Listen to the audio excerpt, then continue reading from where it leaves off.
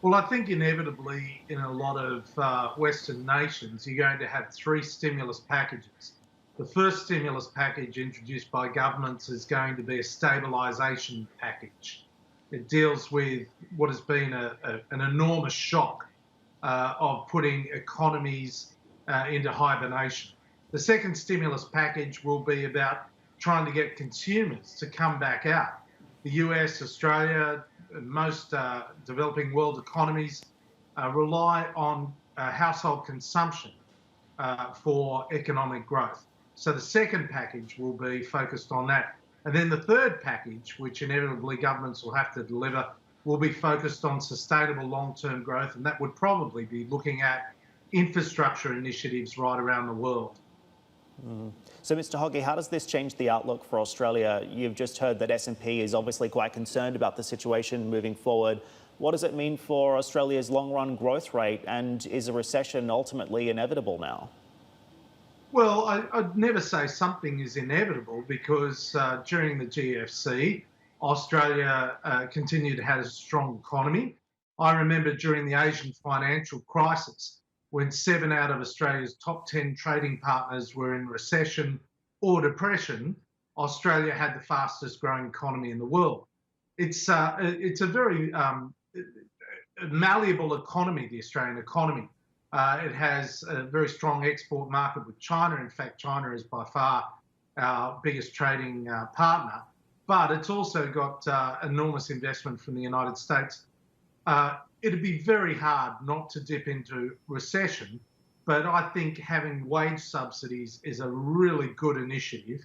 And the initiatives so far out of Australia are, I think, well targeted. And it's also reflected in the fact that Australia has, thank goodness, a very low per capita mortality rate associated with the coronavirus. That may change as winter approaches, but it is a low number because they've managed to close their borders. Mr. Hockey, this is Martin. Let me quickly jump in with a question, and let me ask you to connect what you're seeing in the U.S., in D.C. now. A lot of 401ks, retirement funds, are under pressure. Obviously, there's been a lot of huge value destruction. Australia, of course, the parallel there is superannuation.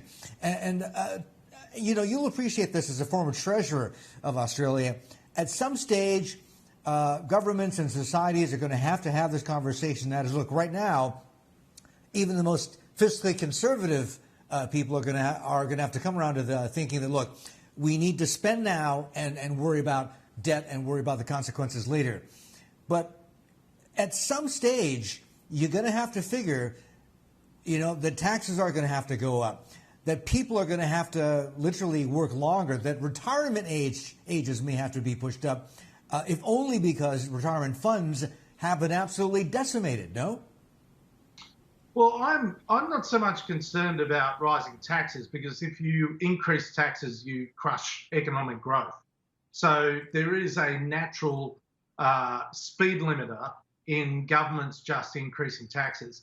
I am much more concerned about economic nationalism that is coming at a rapid rate down the road, where governments start to look at nationalising the supply lines and the risk for integrated supply lines around the world, the risk to the total volume of global trade.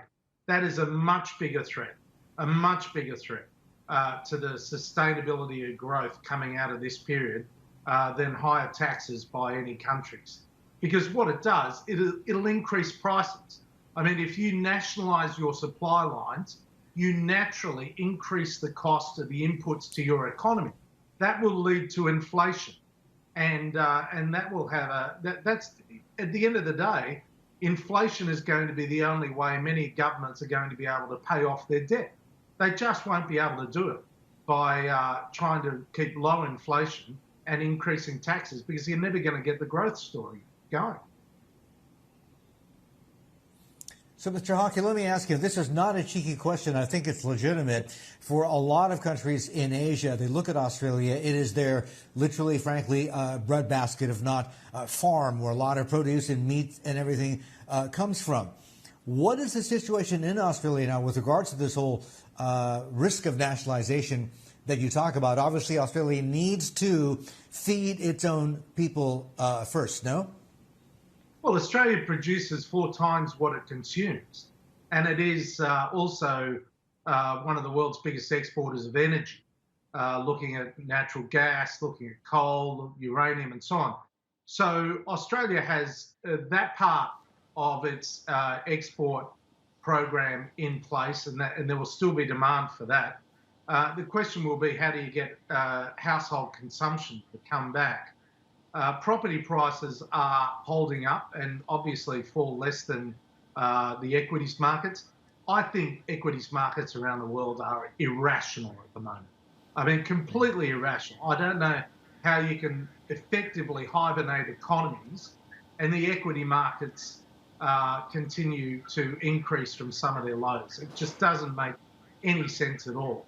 And what I think you're seeing is an increasing move for countries to start to look at domestic production, which might be a short-term sugar hit to their economies, but over the medium term is going to cause a lot of problems. And whenever you have economic nationalism, political nationalism, there's some pretty ugly and very unappealing outcomes from that. So I think, the great challenge moving forward is world leaders are going to have to keep talking.